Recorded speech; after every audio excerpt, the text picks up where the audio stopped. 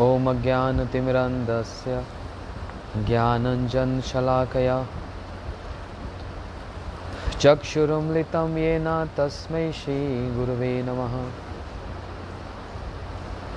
गुरुवे गौरचन्द्राय राधिकायै कृष्णाय कृष्णभक्ताय तद्भक्ताय नमो नमः। यस्य प्रसादात् भगवत्प्रसादो यस्य प्रसादात् न गति कुतोऽपि धयं स्तुमं तस्य यस्य स्त्रीसन्ध्यं वन्दे गुरुश्रीचरणारविन्दम् वन्दे गुरुश्रीचरणारविन्दम्। नमो महावदन्याय कृष्णप्रेमप्रदायते कृष्णाय कृष्णचैतन्य नामने गौरविषे नमः। हे कृष्णा करुणा सिंधु दीनबंधु जगतपते गोपेश गोपीकांत राधाकांत नमस्तुते।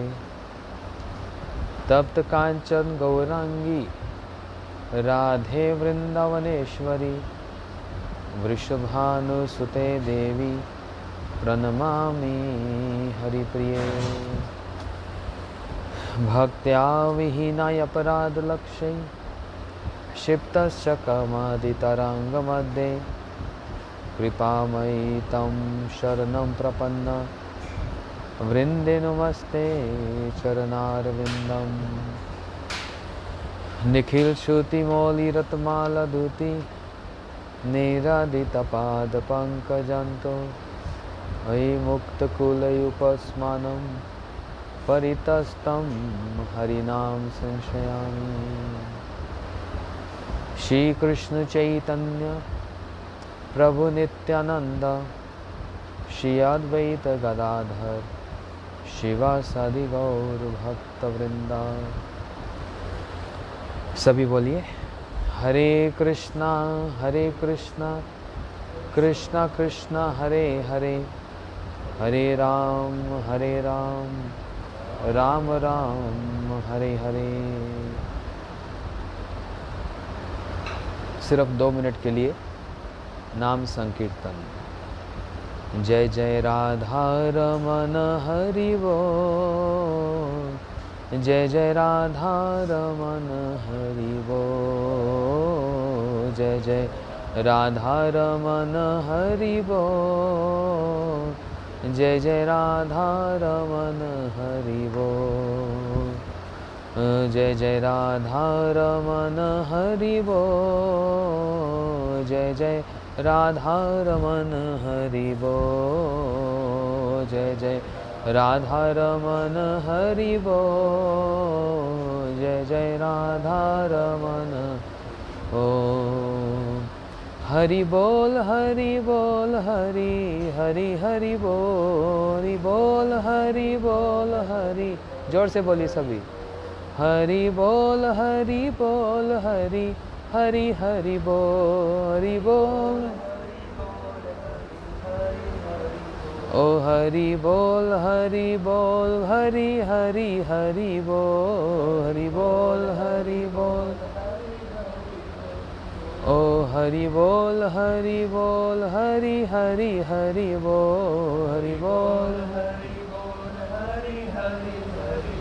ओ जय जय राधा रमन हरि बोल जय जय राधा रमन हरि बोल जय जय राधा रमन हरि बोल जय जय ओ हरे कृष्णा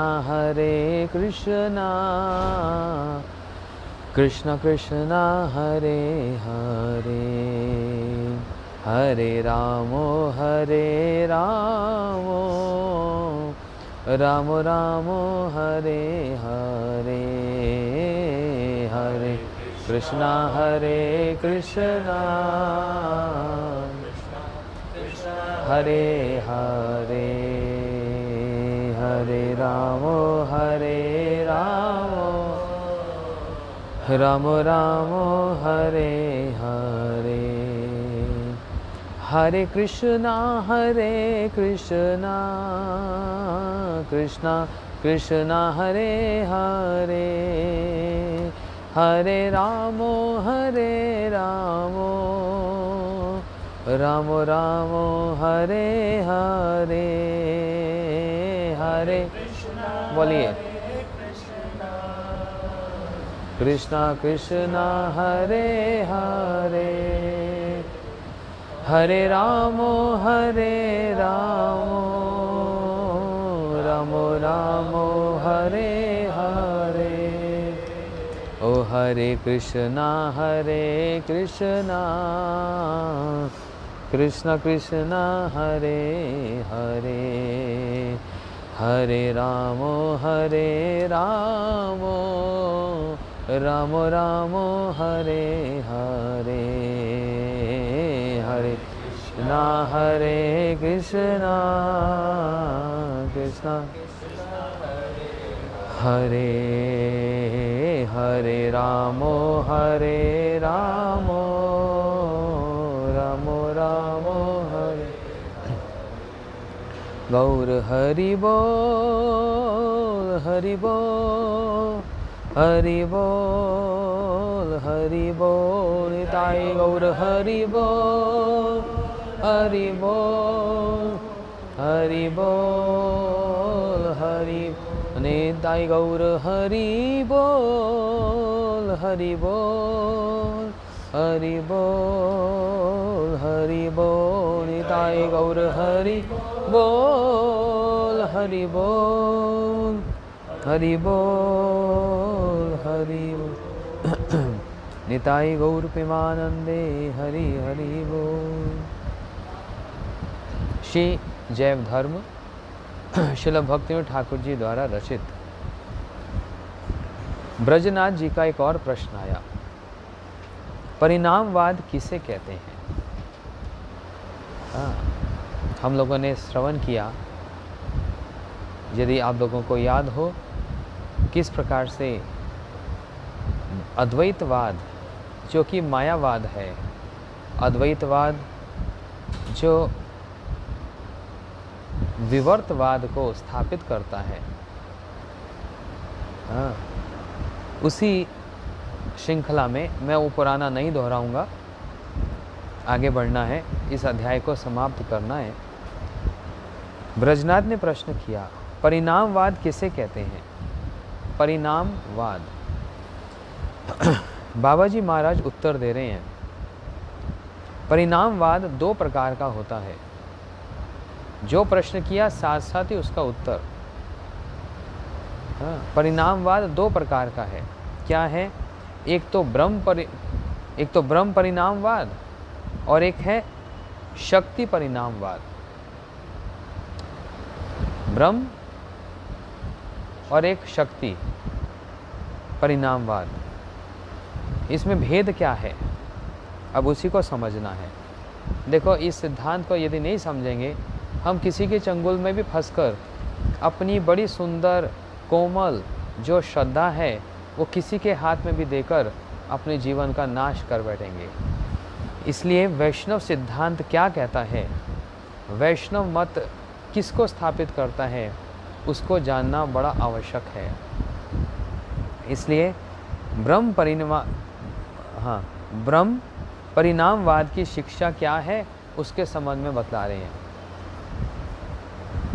अचिंत्य और निर्विशेष ब्रह्म परिणित होकर एक अंश से जीव और दूसरे अंश से जड़ जगत हुए हैं। ब्रह्म क्या है? ब्रह्म भगवान की अंग ज्योति है। भगवान की शरीर से एक ऐसी आभा निकलती है, एक ऐसी ज्योति निकलती है, उसको ब्रह्म ज्योति कहा जाता है।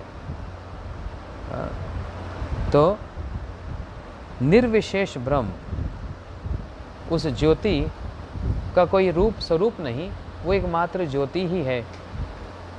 और मोक्षकामी, मुक्ति चाहने वाले उस ज्योति में लीन होने की सब समय चिंता और लीन होने की ही बात को कहते हैं। ये वैष्णव सिद्धांत नहीं, ये मायावाद सिद्धांत है। तो कह रहे क्या, अचिंत्य और निर्विशेष ब्रह्म परिणत होकर एक अंश से जीव और दूसरे अंश से जड़ जगत हो गया।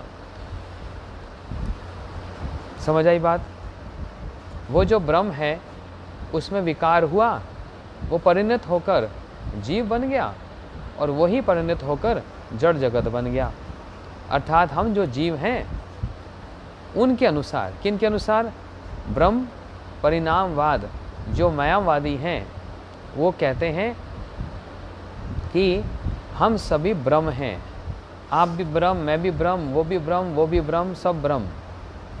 लेकिन ब्रह्म तो एक दिव्य, एक तेजवान, ब्रह्म तो भगवान की एक अंग कांति, एक ज्योति है। वो जीव हो सकता है, लेकिन उनकी फिलॉसफी में, उनके मत के अनुसार इसी को ही ब्रह्म परिणामवाद कहा है। वह ब्रह्म ही जीव बन गया, वो ब्रह्म ही जगत बन गया, जड़ जगत बन गया। इसलिए इस मत के अनुसार एकम अवदित्यम, एकम दित्यम, छांदोपनिषद में इस बात को कहा है। इसका अर्थ ये है बस एक ही वस्तु स्वीकृत है।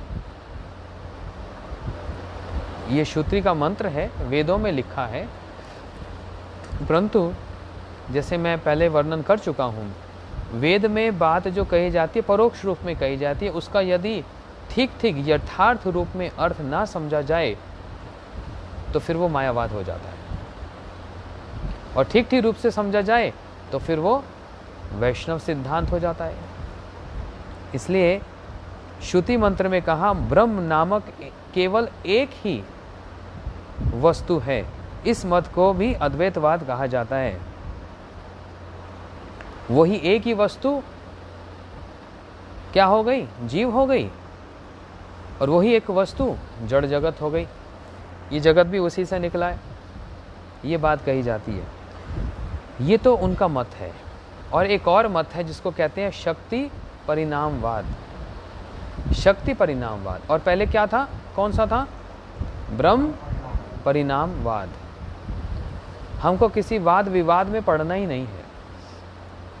महाप्रभु जी किसी विवाद में वाद में पढ़े ही नहीं, सीधा सीधा ही कह दिया श्रीमद् भागवत प्रमाण अम्लम यद वैष्णव नाम प्रियम श्री चैतन्य महाप्रभु मतमिदम तत्रारु ना परा। भागवत जी एकमात्र हमारा भाष्य है, कोई वाद विवाद है ही नहीं भाई। वही भाष्य है, भागवत जी ही हमारा भाष्य है। परंतु शक्ति परिणामवाद क्या होता है, अब उसको श्रवण करते हैं। ब्रह्म का विकार कदापि संभव नहीं है। भगवान कभी विकार हो सकता है? भगवान में ट्रांसफॉर्मेशन हो सकता है? नहीं। हमारे अंदर विकार होता है। हमारी आयु बढ़ती है, बाल अवस्था में बड़ी सुंदर रूप होता है, यौवन अवस्था में वह रूप सीमा पर पहुंचता है, और धीरे धीरे शरीर में विकार होने लगता है, शरीर ढलने लगता है, उतना सुंदर नहीं रहता। इसको बोलते हैं विकार होना। दूध में दही लगा दो तो विकृत होकर क्या होता है? दही बन जाता है ना। उसी प्रकार इसको विकार कहते हैं। तो वो लोग मानते हैं ब्रह्म परिणामवाद, अर्थात ब्रह्म ही जीव और ब्रह्म ही जड़ जगत हो गया। शक्ति परिणामवाद क्या कहता है, उसको श्रवण करते हैं। ब्रह्म की अचिंत्य शक्ति परिणत होकर जीव शक्ति अंश से जीव समूह और माया शक्ति अंश से जड़ जगत के रूप में प्रकाशित है।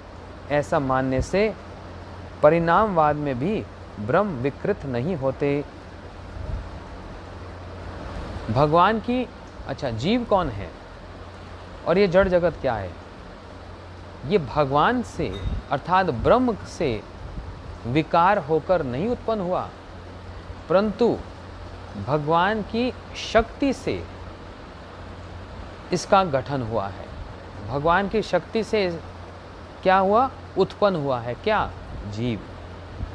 हम लोग भगवान के अंश तो कहे जाते हैं, लेकिन डायरेक्ट भगवान के अंश नहीं है। इनडायरेक्ट हैं। भगवान की शक्ति से जीवों की उत्पत्ति हुई। कौन सी शक्ति? बोलते हैं जीव शक्ति, या फिर जिसको कह दिया जाता है तटस्थ शक्ति। भगवान की 3 शक्तियां मुख्य हैं। न तस्य कार्यम कर्म च विद्यते नाता समश्चास्पद दृश्यते। स्वभाव की क्या? परिश्रूयते स्वभाव की ज्ञान बल क्रिया च। भगवान की 3 शक्तियां, बहुत अनंत शक्तियां, उसमें 3 मुख्य हैं। परास्य शक्ति विविश्रूयते, स्वभाव की ज्ञान बल क्रिया च। 3 शक्ति कौन सी मुख्य बताई? बोलते अंतरंग शक्ति, तटस्थ शक्ति, बहिरंग शक्ति। आप लोग पूर्व अध्यायों में इसको श्रवण कराए हैं, मैं उसको ज़्यादा विस्तार नहीं करूँगा, अधिक विस्तार नहीं करूँगा। बस इतना ही अर्थ समझ लो। चित्त जगत, आध्यात्मिक जगत, चित्त जगत में जो वासी हैं वे सब क्या हैं? अंतरंग शक्ति से उत्पन्न हुए हैं। ये जड़ जगत भगवान की बहिरंगा शक्ति, जिसको माया कहा जाता है, उससे उत्पन्न हुए हैं। और हम लोग जीव, ये तटस्थ शक्ति जीव शक्ति से उत्पन्न हुए हैं। इसलिए भगवान की शक्ति से हुआ ये जड़ जगत, भगवान की शक्ति से हुए जीव समूह, इसलिए ये क्या हुए? शक्ति परिणामवाद। समझ आई बात? भगवान की शक्ति से उत्पन्न हुआ। और वो लोग क्या मानते हैं? ब्रह्म ही विकृत होकर जीव हो गया, ब्रह्म ही जड़ जगत बन गया। नहीं, कैसे बनेगा? यही भेद है। अच्छा, विकार क्या है? हमने बोला ना विकार हो गया, विकृत हो गया। विकार का अर्थ क्या है? ये सत्य तत्व से एक अन्यथा बुद्धि मात्र है। विकार मतलब एक वस्तु सत्य है, उसको किसी और रूप से अन्यथा बुद्धि से उसको समझ लिया जाए, वो विकार हो गया। दूध सत्य है, परंतु दूध में किसी ने 1 चम्मच जामुन लगा दिया, नींबू डाल दिया या दही डाल दी, तो सत्य वस्तु से थोड़ी सी दूसरे भावना में जो देखा जाता है उसको कहा जाता है विकार। दूध, अरे मैं तो ये पढ़ा नहीं था, आ ही गया। दूध दही के रूप में विकृत होता है। मैंने पढ़ा नहीं था, मैं तो अपने हिसाब से इसको समझाने की कोशिश कर रहा था, तो दूसरी लाइन में देखा ये लिखा ही है, दूध दही के रूप में विकृत होता है। दूध दही क्या है? कोई अलग से उसकी उत्पत्ति है? दूध से ही तो है। पनीर बनाते हो, दूध से तो उत्पत्ति है कि नहीं? तो दूध दही के रूप में विकृत होता है। दही में दूध रूपकत्व है। दही में दूध का क्या है? रूपकत्व है। अर्थात दूध विकृत होने पर, अर्थात जमने पर, उस विकृत जमी हुई वस्तु को दूध नहीं दही कहा जाता है। ये तो सबको पता ही है ना? दूध में कोई जामुन लगा दिया जाए तो क्या बन जाता है? रात में ही वो दही बन जाता है। सुबह उठो तो अरे दूध था, दही हो गया। ये कौन सी वस्तु आ गई? इस अन्यथा अर्थात दूसरी बुद्धि को उसका विकार कहते हैं। अब उसमें दूध वाली बुद्धि तो रही नहीं, कौन सी वाली बुद्धि हो गई? दही वाली। विकार हुआ उसमें, तो उसको क्या कहा गया? उसी शब्द को कहा जाता है विकार। क्षीरम यथा दधि विकार विशेष योजत। ब्रह्म संहिता में कहा ना, शिव क्या है? बोलते क्षीरम यथा दधि विकार विशेष योगत। संजायते पृथक अस्तु हेतु, हाँ, यह शंभुतम संभवत कार्जत गोविंदम आदि पुरुषम तमम भजाबी। दूध से दही का विकार हुआ, विकृत हुआ। अच्छा, ब्रह्म परिणामवाद में जगत और जीव, अब मैं थोड़ा सा जल्दी चलूँगा, विचार तो बहुत कुछ आ रहे हैं, लेकिन ये अध्याय समाप्त भी करना है, उसकी भी एक सीमाबद्ध है। हाँ, उसका भी एक टाइम ड्यूरेशन है। उस टाइम ड्यूरेशन में यदि कंज्यूम ना किया जाए तो क्या बोलते हैं, एक्सपायर हो गया। ठीक है, एक टाइम लिखा जाता है ना, best before so and so date. तो हमको भी कहा बेस्ट बिफोर 4 क्लासेस, और बोलते हैं यदि ऐसा नहीं किया तो एक्सपायर।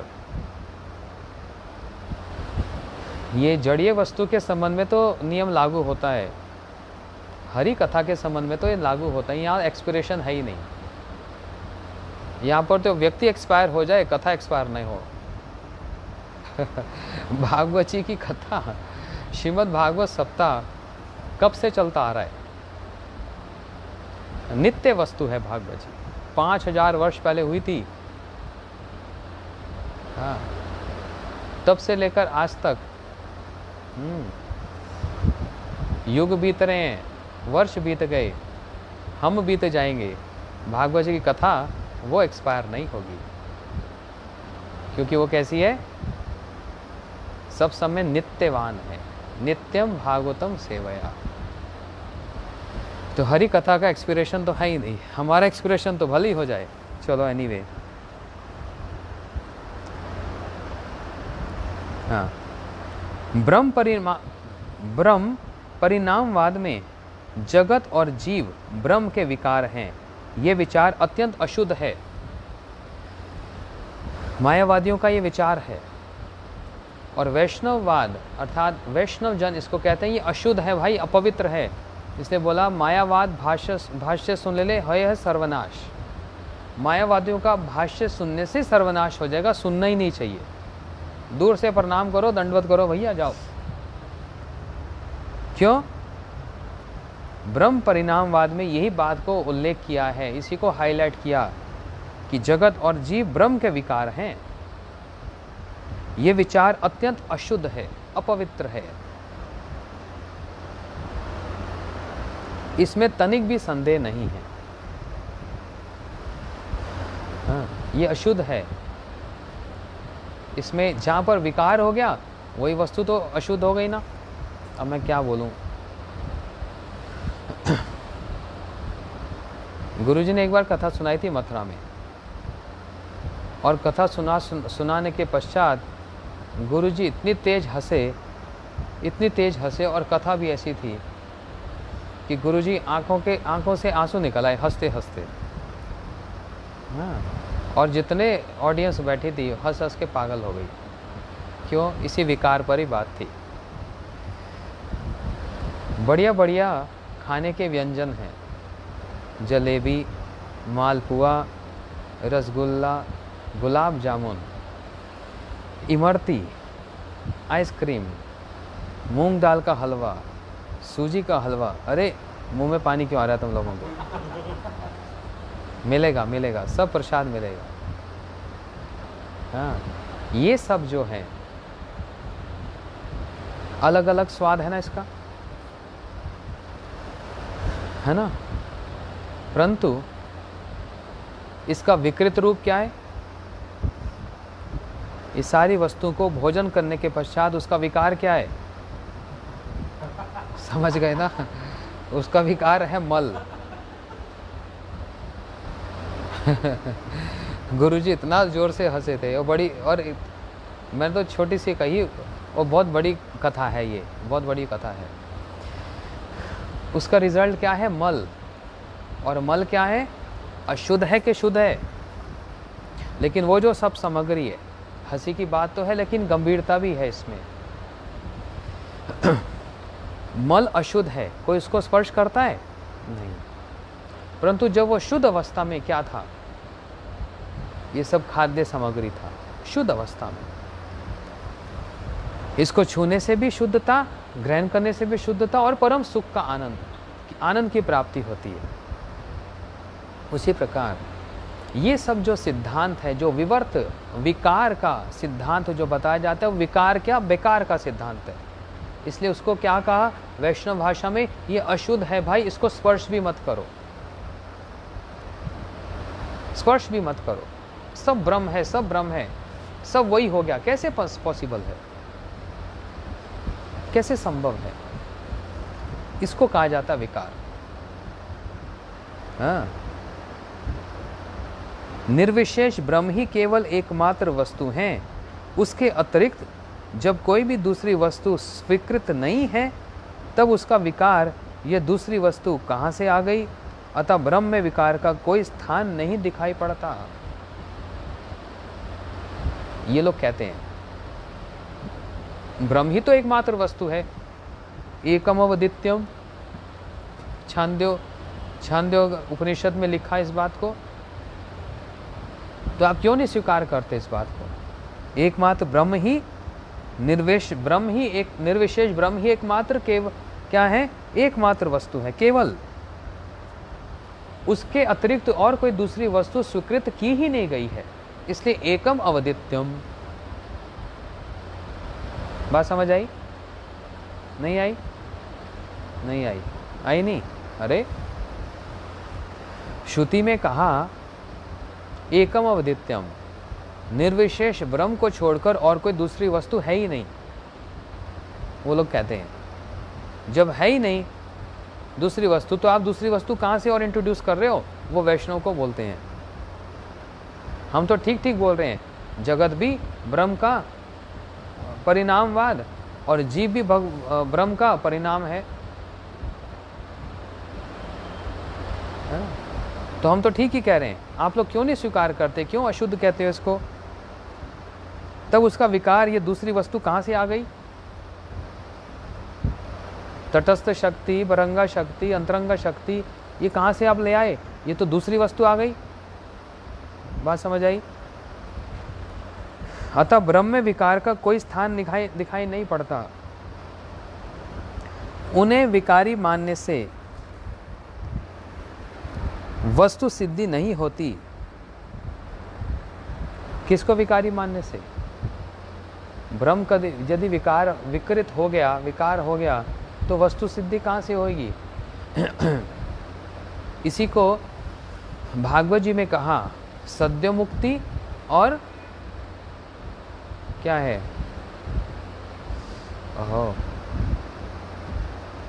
क्रम मुक्ति। सद्य मुक्ति, क्रम मुक्ति। वस्तु सिद्धि का एक क्रम है। क्या होगा? अधोश्रद्धा, साधु संग, भजन क्रिया, अनर्थ निवृत्ति, निष्ठा, रुचि, आसक्ति, भाव, प्रेम, वहां तक स्वरूप सिद्धि की प्राप्ति हो जाए। लेकिन उसके पश्चात फिर वस्तु सिद्धि। अब मैं वही बात है, अब एक एक शब्द मैं समझाने बैठ गया तो फिर वही बात हो जाएगी, कैसे 4 कथाओं में समाप्त हो गया चैप्टर। इसलिए आशा करता हूं आप सब लोग जानते हो इस बात को। सिद्ध अवस्था में, इस शरीर की सिद्धि अवस्था में स्वरूप सिद्धि की प्राप्ति होती है, और अभी तक सिर्फ स्वरूप का ही पता लगा है, सेवा का पता नहीं लगा। सेवा जब प्राप्त होगी उसको वस्तु सिद्धि कहते हैं। उस ब्रह्मांड में जहाँ पर भगवान अपने परिकर के साथ आकर लीला को कर रहे हैं, वहीं पर हमारा जन्म होता है और वहीं पर सेवा प्राप्त होगी, वो वस्तु सिद्धि है। तो है क्रम सिद्धि, और एक होता है क्रम मुक्ति, और एक होता है सद्य मुक्ति। भागवत जी 12 स्कंद में वर्णन आया। सद्य मतलब तुरंत। वो कैसे संभव है? हमारे पुजारी महाराज राधा माधव जी की सेवा कर रहे हैं। जन्माष्टमी का दिन आ गया, 1000 व्यक्ति इसी हॉल में जैसे तैसे घुसे हुए हैं, बिल्कुल पूरी तरह से। और ये पुजारी जी बिल्कुल स्ट्रिक्ट हैं हमारे। पुजारी जी बोलते हैं भैया लाइन में आओगे तो प्रसाद मिलेगा, चरणामृत मिलेगा, लाइन में आओगे तो, ऐसे नहीं दिया जाएगा। कोई बड़ा हो छोटा हो सबको लाइन में लगना पड़ेगा। सब लाइन में लगे, कम नंबर आए। वो इतने में ही पुजारी जी का एक खास कोई व्यक्ति दूर खड़ा हुआ, बड़ी कोशिश कर रहा है लाइन तोड़कर, पंक्ति तोड़ के आगे आ जाऊं, कोई आने देगा? पीछे रहो। पुजारी जी की दृष्टि पड़ गई। अब पुजारी जी तो मालिक है, चरणामृत यही बांट रहे हैं और सबको व्रत खोलना है। तो अपने जानकार व्यक्ति को दूर से देखकर ही, अरे प्रभु इतनी दूर खड़े हो, आ जाओ इधर आओ, इधर आओ, ऐसे इशारा कर दिया, लोग भी देख रहे हैं भैया झांक कर, कोई विशेष ही व्यक्ति है, आगे बुला लो चरणामृत लो, अच्छा ये भगवान की माला भी ले लो, हाँ ये चरणों की तुलसी भी ले लो, अच्छा और मैं क्या दूँ आपको, और मैं क्या दूँ, अच्छा ये फल है, भूख लगी होगी ये भी खा लेना, कल सुबह पारण टाइम पर कर लेना, ये आज रबड़ी का मालपुए का भोग लगा, ये पारण के लिए भी ले जाना। अरे लोगों को एक एक चरणामृत मिल रहा है जो लाइन में खड़े, और ये जानकर व्यक्ति मिल गया, उसको कल का पारण भी दे दिया। बात समझ आई? होता है ना? ये क्या हुआ? एक होता है क्रम मुक्ति। क्रम मुक्ति मतलब जो लाइन में लगकर मिलती है, अर्थात सारे भजन की जो एक एक सीढ़ी है, एक एक जो सोपान है, उसको प्राप्त करते करते करते करते करते व्यक्ति वहाँ पहुँचता है। और एक होता है सद्यो, इमीडिएटली किसी गुरुजन की दृष्टि पड़ गई, अरे अल्प सेवा प्रभु बहु करी मानी, थोड़ी सी कोई सेवा कर दी, वाह बहुत बड़ा काम कर दिया।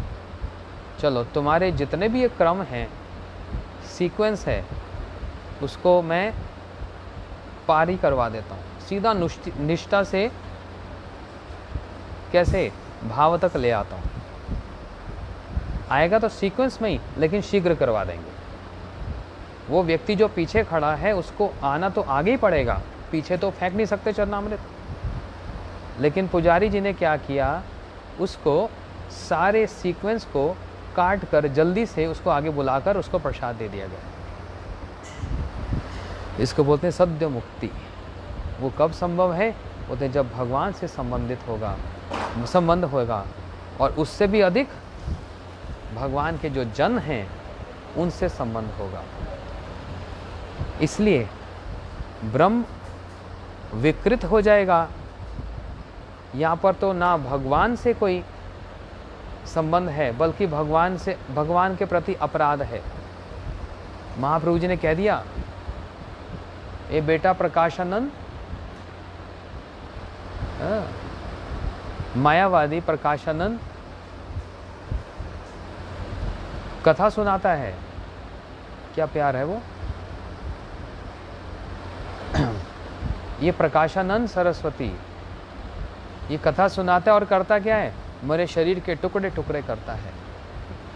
क्योंकि विवर्तवाद, क्योंकि ब्रह्मवाद, क्योंकि विवर्तवाद और विकारवाद, कि ब्रह्म ही विकृत हो गया। नहीं, ये ब्रह्म परिणामवाद है, परंतु वास्तव में हमारा क्या है? शक्ति परिणामवाद। हम तटस्थ शक्ति, जीव शक्ति हैं, और अंतरंग शक्ति के अंतर्भुक्त कोई साधु जन की एक विशेष दृष्टि पड़ जाए तो क्या हो जाए? श्रद्धा रति भक्ति अनुक्रमशति। ऐसे किसी सतांग एक साधु के संग में पड़ गए, चंगुल में पड़ गए, तो श्रद्धा रति भक्ति अनुक्रमशति। तुरंत नारद जी का जीवन चरित्र देख लो। नारद जी ने क्या किया? कौन सी उनको मुक्ति प्राप्त हुई है? क्रम मुक्ति ना सद्य मुक्ति? तुरंत ही हो गया। साधुओं का उचिष्ट प्रसाद पाया, साधुओं की कथा सुनी, 4 महीने रहे साधु उनके पास, उसके बाद मंत्र प्राप्त किया, मंत्र जप किया, बस हो गया काम। हृदय में निष्ठा, रुचि, आसक्ति, भाव सब कुछ संचारित हो गया तुरंत ही। ये होता है। इसलिए कहाँ गया? फिर कहोगे देर कर दी।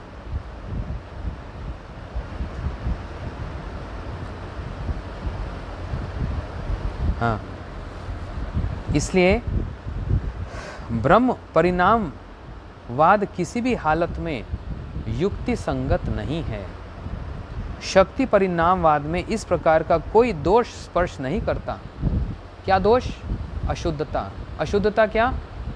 विकृत, विकार युक्त। ब्रह्म अविकृत ही रहते हैं।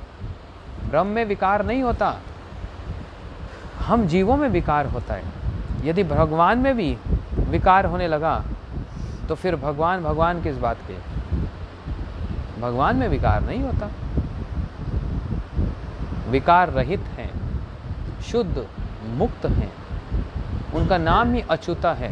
अच्युता का अर्थ जो कभी च्युत नहीं होते, कभी उनका पतन नहीं होता, इनफॉलेबल हैं। अच्छा, ब्रह्म अविकृत ही रहते हैं, कभी विकार नहीं होता, अविकृत रहते हैं। उनकी अघटन घटन पटेयसी शक्ति कहीं पर अनुअंश से जीव रूप में परिणत हुई है और कहीं छाया अंश से जड़ ब्रह्मांड के रूप में परिणत हुई है। भगवान की एक शक्ति है। कौन सी शक्ति बताया? बोलते हैं अघटन घटन पटयसी, जो पॉसिबल को इम्पॉसिबल और इम्पॉसिबल को पॉसिबल, ये कौन करती है? कौन सी शक्ति ये? हाँ, योग माया शक्ति। जिनको आप लोग योग माया शक्ति के नाम से जानते हैं, वह योग माया शक्ति ही क्या है? अघटन घटन पटयसी। ये शक्ति कहीं पर अनुअंश से, अणु समझते हो? पार्टिकल, एटम, पार्टिकल, इस अनुशक्ति से जीव रूप में परिणत हुई है। इसलिए शक्ति परिणामवाद है हमारा। कौन सा है वैष्णव विचार? शक्ति परिणामवाद। हमेशा सदैव याद रखना कि हम भगवान के अंश नहीं हैं। बोले ये तो आपने गलत बोल दिया जी। गीता जी में भगवान ने कहा ममे वांशो जीव लोके जीवभूत सनातन। भगवान कह रहे हैं भैया जीव मेरे ही अंश हैं, भूत सनातन है। हाँ, हम इस बात को स्वीकार कर रहे हैं, हम भगवान के अंश हैं, लेकिन भगवान की शक्ति के अंश हैं। बस इतनी बात समझने वाली है। हम भगवान की शक्ति के अंश हैं। वो कौन सी शक्ति है? बोलते हैं तटस्थ शक्ति, या उसको बोलते हैं जीव शक्ति। हम उसके अंश हैं, इसलिए वो शक्ति भगवान की है। इसलिए हमारा संबंध किससे हो गया? भगवान से हो गया, है कि नहीं? घर में एक बच्चा है, उसके माता पिता घर में रहते हैं। बाहर से कोई मित्र आ जाए बच्चे का, बोलते भैया अरे तुम्हारा घर तो बहुत बड़ा है, बड़ा आलीशान बंगला है। हाँ, तो वो बच्चा कहेगा कि नहीं मेरा घर नहीं है, उसे का तो घर है। लेकिन वास्तव में देखा जाए तो उसने घर बनाया। किसने बनाया? उसके पिता ने बनाया। लेकिन घर किसका माना जाएगा? उसका भी माना जाएगा। इसी प्रकार हम भगवान के अंश हैं, परंतु भगवान की जो जीव शक्ति उसके अंश है। इसी को वो जीव शक्ति है ना, इसलिए उस शक्ति का परिणामवाद ये जीव है। समझ आई बात? यही बात है। अच्छा, तो अणु अंश से जीव रूप में परिणत हुए हैं और कहीं छाया अंश से जड़ ब्रह्मांड के रूप में परिणत हुई है। भगवान की जो छाया अंश, जो बहिरंगा शक्ति माया के द्वारा क्या होता है? ब्रह्मांड के रूप में ये सृष्टि हुई है। ब्रह्म की इच्छा हुई कि जीव जगत हो और झट उनकी पराशक्तिगत जीव शक्ति ने अनंत जीवों को प्रकट कर दिया। ब्रह्म की इच्छा हुई, क्या इच्छा हुई? जीव जगत हो, ये जगत जीवों से भर जाए। वो जैसे इच्छा की, साथ ही साथ भगवान की पराशक्ति जो है, एक होती है अपराशक्ति और एक होती है पराशक्ति। पराशक्ति क्या?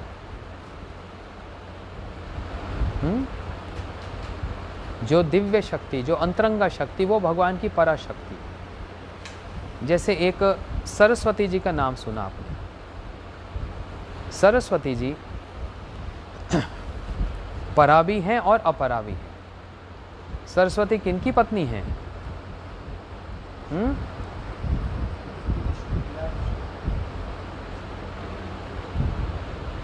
ब्रह्मा जी की पत्नी है सरस्वती। परंतु ये कौन सी सरस्वती है? ये अपरा है।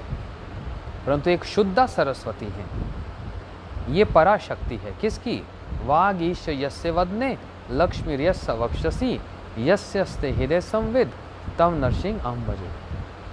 वाग ईश यस्य वदने, ये शुद्ध सरस्वती, ये पराशक्ति है और एक अपराशक्ति होती है। इसलिए बताया,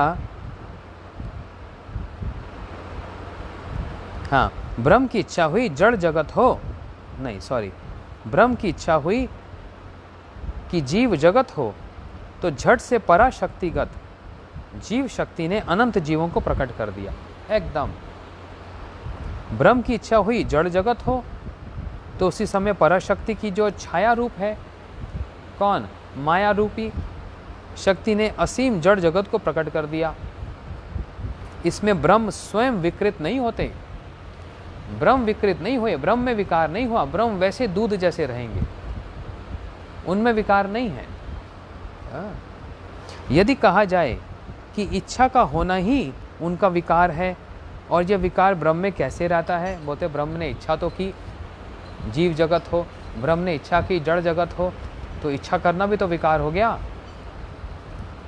इसके उत्तर में कहते हैं, तुम जीव की इच्छा को लक्ष्य कर ब्रह्म की इच्छा को भी विकार बतला रहे हो। तुम, कौन उत्तर दे रहा है? कौन उत्तर दे रहा है? बाबा जी महाराज। प्रश्न कौन कर रहे हैं? ब्रजनाथ कह रहे हैं, फिर से सुनो प्रश्न, कि यदि ब्रह्म ने इच्छा ही की कि जीव जगत हो जाए, जड़ जगत हो जाए, तो इच्छा करना ही तो अपने आप में विकार हो गया ना। तो ये विकार ब्रह्म में कैसे रहता है? इसका उत्तर ये है, तुम जीव की इच्छा को लक्ष्य करके ब्रह्म की इच्छा को भी विकार बतला रहे हो। जीव क्षुद्र है, उसकी जो इच्छा होती है वह दूसरी शक्ति के संसर्ग से पैदा होती है, इसलिए जीव की इच्छा विकार है, परंतु ब्रह्म की इच्छा वैसी नहीं है। ये जीव की इच्छा हुई है, ब्रह्म की इच्छा नहीं हुई है। जीव की इच्छा हुई है, जीव में विकार हुआ, ब्रह्म में विकार नहीं हुआ। तुम जीव की इच्छा को लक्ष्य करके ब्रह्म की इच्छा को विकार बतला रहे हो। ये जीव की इच्छा है और तुम क्या कह रहे हो? ब्रह्म की इच्छा करके इसमें विकार ढूंढ रहे हो, दोष ढूंढ रहे हो। जीव क्षुद्र है। क्षुद्र मतलब क्या होता है छोटा सा, और ब्रह्म क्या है? विभु है, वो बड़े हैं। जीव क्षुद्र है, उसकी जो इच्छा होती है वह दूसरी शक्ति के संसर्ग से पैदा होती है। जीव की इच्छा किसी के संग से पैदा हुई। किसके संग से पैदा हुई?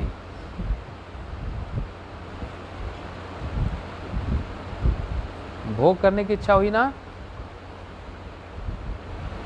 भोग करने की इच्छा हुई, इसलिए दूसरी शक्ति के संसर्ग से पैदा होती है। इसलिए जीव की इच्छा विकार है, परंतु ब्रह्म विकृत नहीं है। ये वैष्णव सिद्धांत है, इसको जानना अत्यंत आवश्यक है। ब्रह्म की निरंकुश इच्छा ही ब्रह्म का स्वरूप लक्षण है। वह ब्रह्म की शक्ति से अपृथक होकर भी पृथक है। ब्रह्म की निरंकुश इच्छा ही ब्रह्म का स्वरूप लक्षण है। निरंकुश समझते हैं? इंडिपेंडेंट। किसने भगवान पर अंकुश नहीं लगाया? अंकुश समझते हैं ना? क्या बोला? साधारण भाषा में क्या बोलते हैं? हाँ? नहीं, रुकावट नहीं। अंकुश मतलब नियम कानून लगाना। हाँ? हमने अंकुश लगा दिया, बाधा भी कह सकते हैं। हाँ?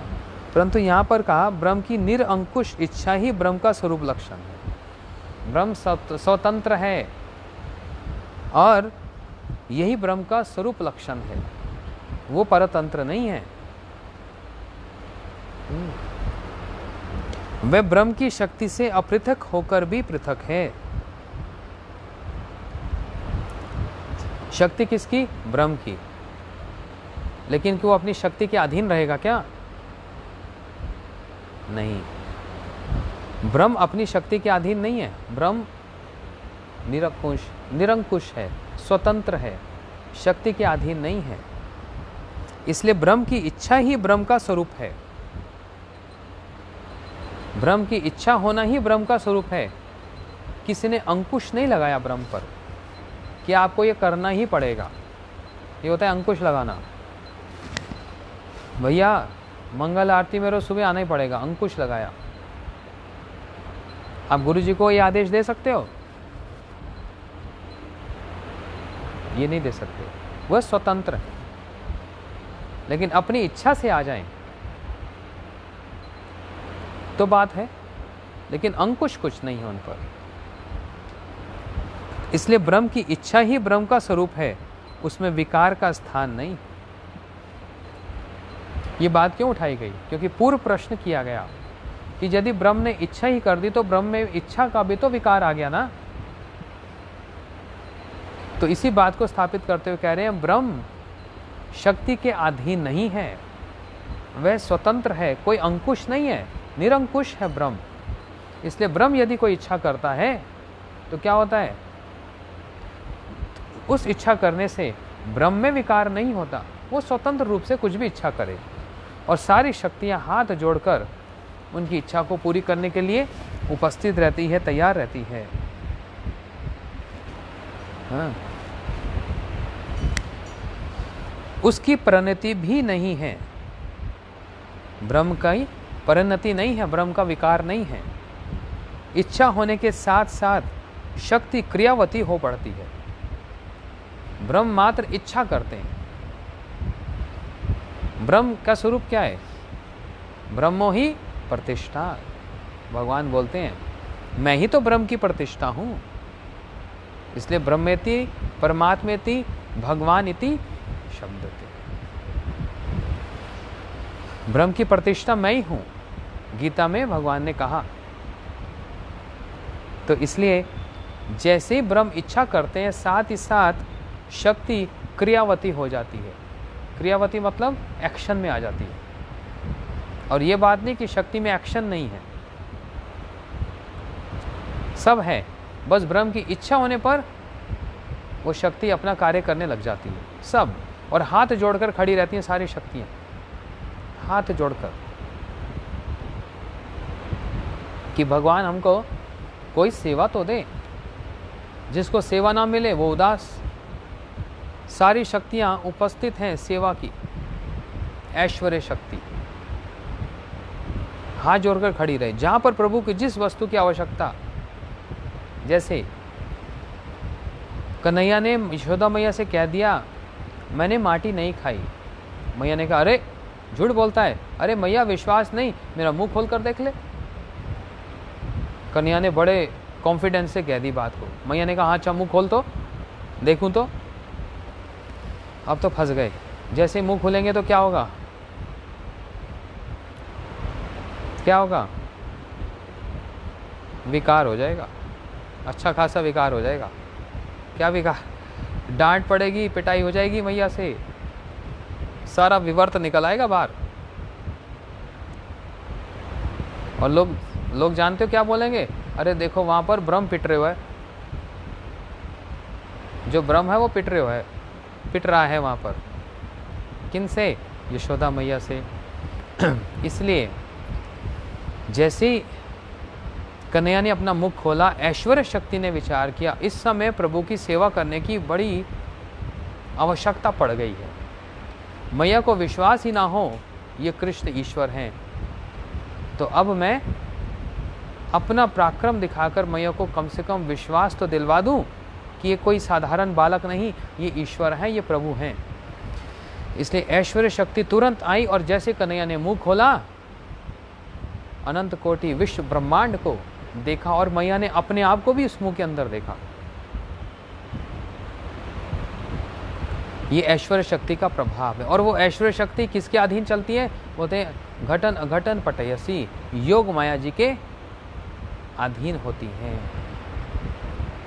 अच्छा, इच्छा होने से ही शक्ति क्रियावती हो पड़ती है, परिणाम शक्ति का ही होता है, शक्ति का परिणाम होता है, ब्रह्म का परिणाम नहीं होता। बात समझ आ रही है सारी स्पष्ट? बोलते ब्रह्म ने इच्छा की वही तो विकार हुआ, बोलते नहीं, ब्रह्म स्वतंत्र है। हम तो पहले बोल रहे हैं ब्रह्म में तो विकार है ही नहीं, वो तो स्वतंत्र वस्तु है। परिणाम शक्ति का ही होता है, इसलिए हम क्या, शक्ति परिणामवाद।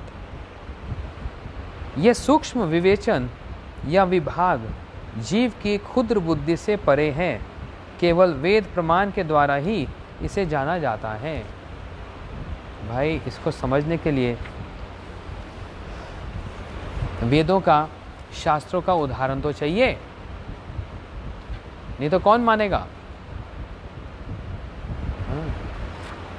तो शक्ति का परिणाम होता कैसे है, इसकी विवेचना की जाए। दूध जैसे दधी हुआ है, शक्ति परिणामवाद का यही सर्वांश उपमा स्थल नहीं है।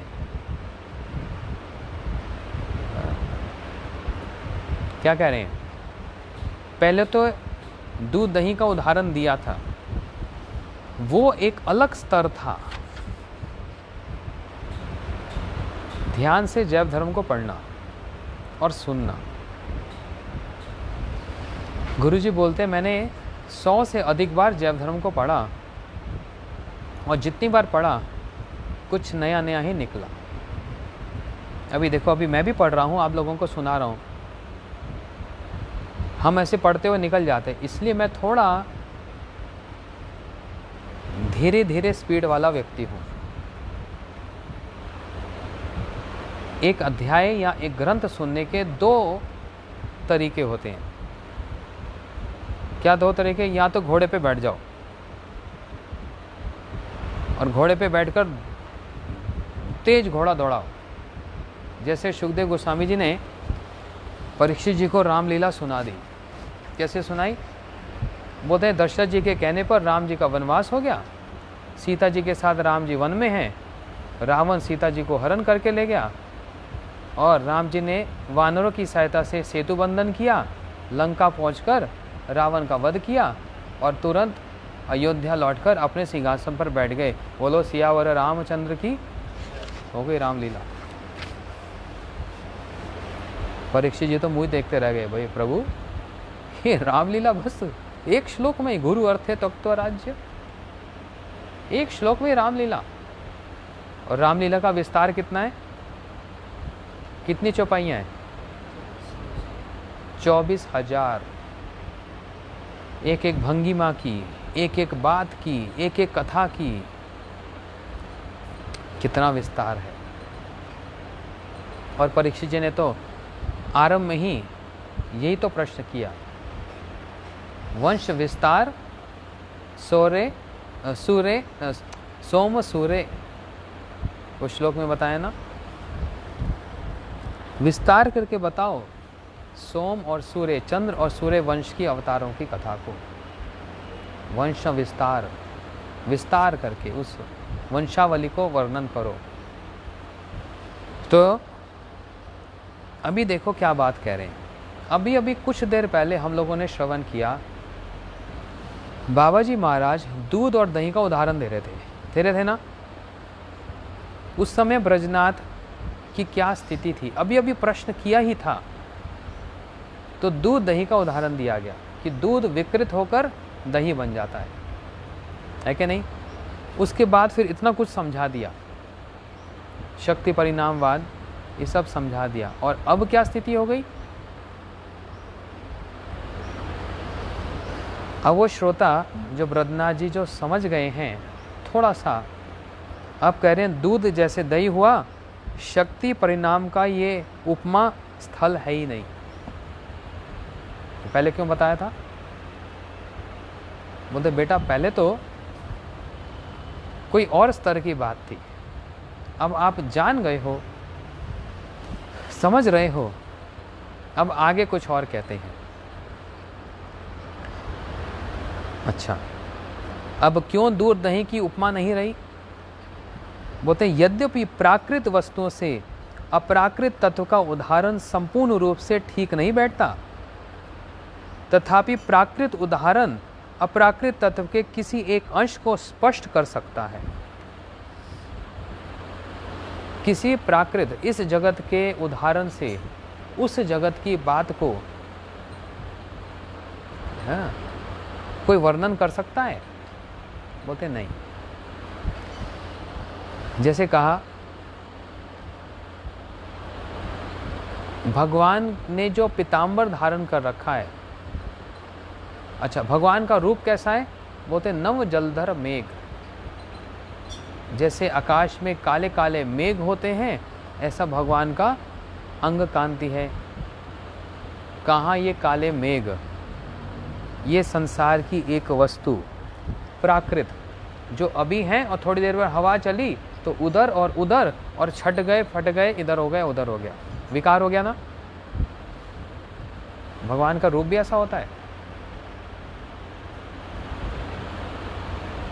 कि भगवान बूढ़े हो गए, सफ़ेद दाढ़ी, सफ़ेद बाल, ये सब आ गए, या फिर वो झुर्रियाँ पड़ गई, या फिर छट बिट गया, ये होता है भगवान में? नहीं। लेकिन करें तो करें क्या? अब रूप समझना है तो कोई ना कोई उपमा तो देनी पड़ेगी, कोई ना कोई एग्जाम्पल तो देना पड़ेगा। तो कौन सा एग्जाम्पल दिया? भाई यही दे दो फिर, क्योंकि इससे मिलती जुलती वस्तु है ना। अरे भगवान के नेत्र कमल के समान है। जब माधुर्य कदमनी पढ़ेंगे तो वहाँ पर भाव अवस्था में भक्त यही से भगवान को यही कहता है, प्रभु अब समय नहीं तो विस्तार से बताता, ये कहता है कि प्रभु मैंने आपके चरणों में बड़ा अपराध किया। भगवान ने कहा भैया तूने क्या अपराध किया? तूने तो मेरे लिए कितना कुछ सहन किया। बोलते नहीं प्रभु मैंने अपराध किया। क्या अपराध किया? जब मैं आपके गुण को, महिमा को, रूप को वर्णन करता था तो मैं कहता था भगवान के नेत्र कमल के समान हैं, भगवान के चरण कमल के समान हैं। लेकिन अब साक्षात्कार जब कर रहा हूँ तो देख रहा हूँ कहाँ आपके सुंदर नेत्र, कहाँ ये जड़ एक कमल जो मुरझा जाए, जो फीका पड़ जाए, और उस कमल पर भंवरे आकर उसके मकरंद को पान कर जाएं, जूठा कर जाएं। और कहाँ आपके सुंदर नेत्र। लेकिन करूं तो क्या करूं? इस जगत में ऐसी सुंदर और कोई वस्तु नहीं जिसके उपमा दी जाए। इसलिए प्राकृत उदाहरण से ही, इस जड़ जगत के उदाहरण से ही अप्राकृत उस जगत की बात को थोड़ा सा वर्णन करने के लिए समझाया जाता है। वास्तव में वो एक अंश मात्र है,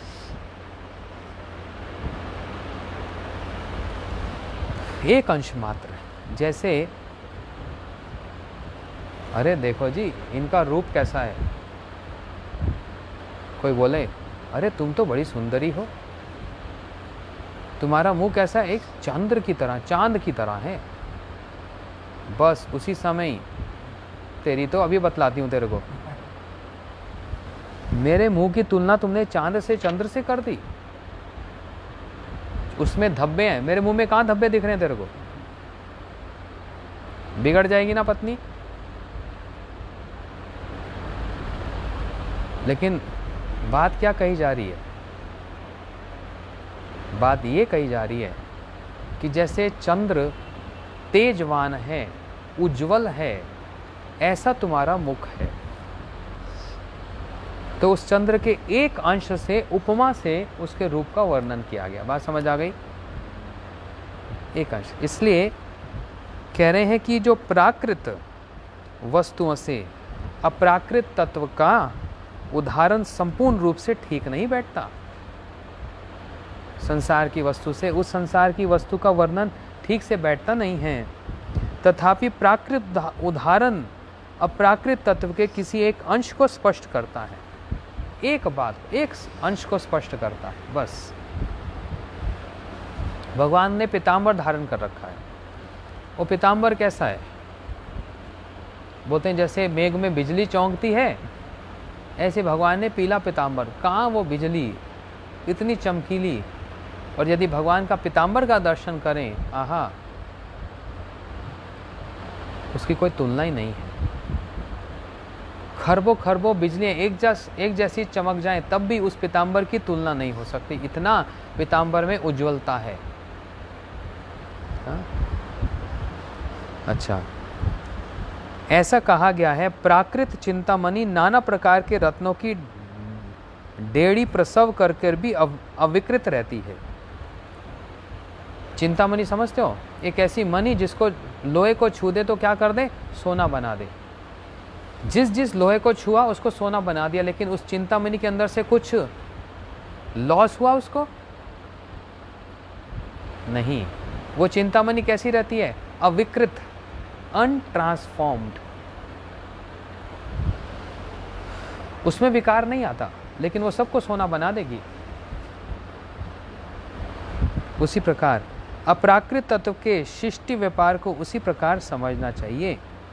परमेश्वर अपनी अचिंत्य शक्ति द्वारा इच्छा होते ही अनंत जीवमय जैव जगत एवं 14 लोकों वाले अनंत ब्रह्मांड की रचना करके भी संपूर्ण रूप से विकार शून्य रहते हैं।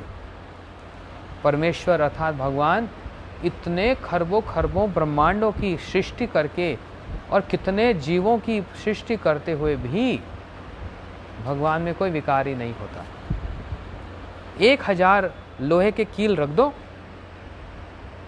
या 1 करोड़ लोहे के कील रख दो और एक चिंतामणि, ऐसी मणि जो सोना बना दे, जितने कील को छुएगी उतने वो सब सोना बनती जाएगी, लेकिन उस मणि के अंदर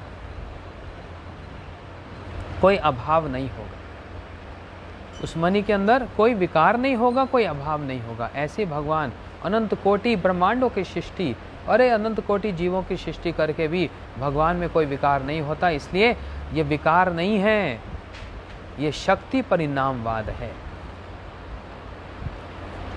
इसलिए विकार शून्य शब्द द्वारा कोई ऐसा ना समझ ले कि ये तत्व वस्तु निर्विशेष है, बल्कि बृहद वस्तु ब्रह्म सर्वदा षड ऐश्वर्यपूर्ण भगवत स्वरूप है।